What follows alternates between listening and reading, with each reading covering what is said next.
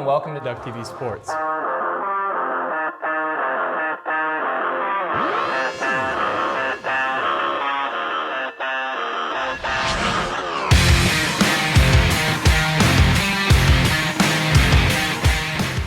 Welcome back to another exciting season of Duck TV Sports. I'm Lena Bond. And I'm Mitch Reams. This is a packed episode with both basketball teams improving in Pac-12 play. Plus, there was a lot of off-season news for the Oregon football program. Although Autzen Stadium's gates are closed for business until the annual spring game, there is still plenty of news revolving around the Oregon football team. After allowing a Pac-12 worst 37.5 points per game in 2015, the Ducks demoted Don Pelham to make room for former Michigan head coach Brady Hoke as the team's newest defensive coordinator. Hoke went 31-20 in 4 years as the head coach of the Wolverines. Also, Oregon Athletic Director Rob Mullins has been chosen to serve a 3-year term on the College Football Playoff Selection Committee. Mullins will be one out of 5 athletic directors to serve on the committee. Former Oregon quarterback Vernon Adams had a standout performance in the East-West Shrine game this past weekend. He completed 6 of 9 passes for 191 yards and 3 touchdowns. This game may have considerably boosted his draft stock, and many analysts think the San Francisco 49ers, under new head coach Chip Kelly, will take a chance on Adams. Switching to the hardwood, former Oregon point guard Luke Ridnour has been elected to the Pac-12 Hall of Fame. Ridnour is one of the most accomplished Duck basketball players of all time. In 2003, he set the Oregon record for assists with 218 and was voted the Pac-12 Player of the Year. His 11-year NBA career was the longest of any Duck basketball player to date. Continuing with basketball, reporter Jesse Price took to the streets to see how much Oregon students know about their basketball programs. Take it away, Jesse. Here at the University of Oregon, both the men and women's basketball team have been creating quite the buzz around campus with their exciting seasons, new personal records, and even a few upsets. So, we at Duck TV decided to hit the streets to see if the students really know their Duck trivia or if it's all just a bunch of quack. So have you been to any of the basketball games this season? Yeah, I've been to all the men's games. I went to the men's basketball game against USC. I watched the USC game the other day. To the Baylor game. Oh yeah, I've been to a few. Stanford, Cal. Which player on the women's basketball team holds the Pac-12 all-time rebounding record? Let me guess, is it Super Jillian Aileen? I'm going to go with Jillian. Women's basketball head coach Kelly Graves transferred from which school to coach for the Oregon Ducks? Tennessee. I think it's Gonzaga. Gonzaga. Who on the men's basketball team blocked a total of 94 shots his freshman year? I think it was Benjamin. Jordan Bell. Who's the leading scorer on the men's basketball team? I think it's Elgin Cook. Right now, I think it's Dylan Brooks. Some students here know their facts, while others just like to talk the quack. But regardless of how much Duck trivia they know, many students are excited for the promising season that lies ahead for both men and women's basketball. From the UO campus, for Duck TV Sports, I'm Jessie Price.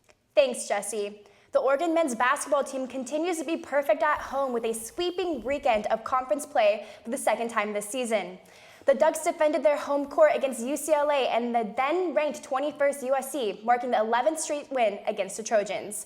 With the Utah win against Washington, the Ducks could find themselves with a share of the first place in the Pac-12.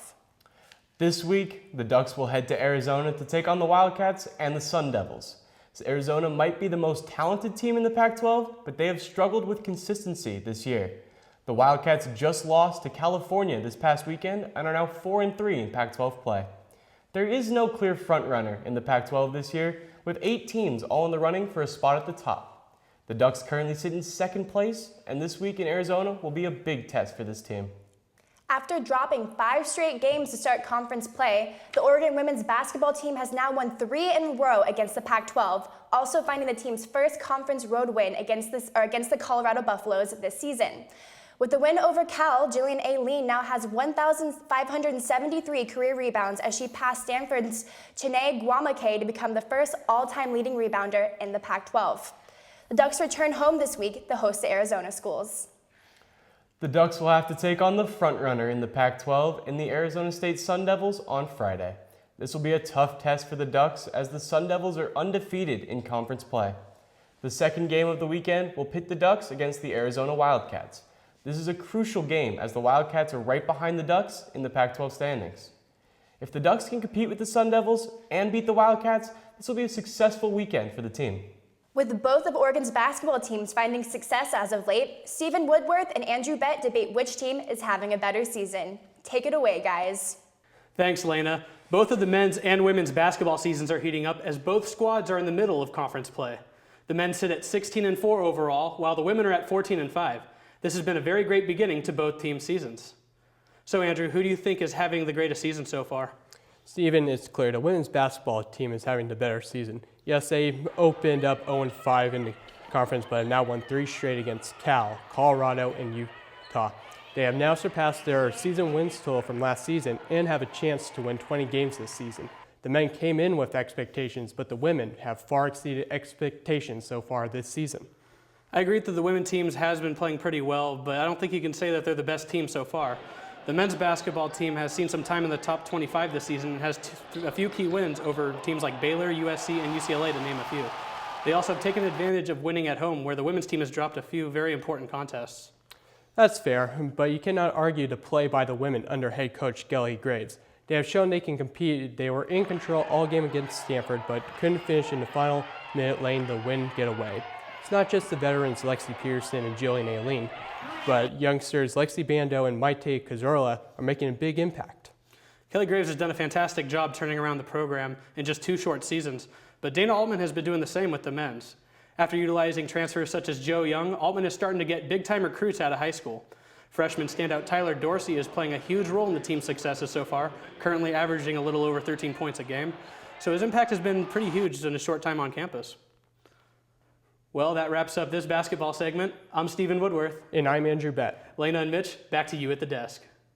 Thanks, guys. Well, that's it for tonight's episode. Be sure to follow us on Twitter at DubTV Sports for game coverages and breaking news. And check out our website for articles, analysis, and more. For DubTV Sports, I'm Mitch Reams. And I'm Lena Bond. Have a great night, Eugene.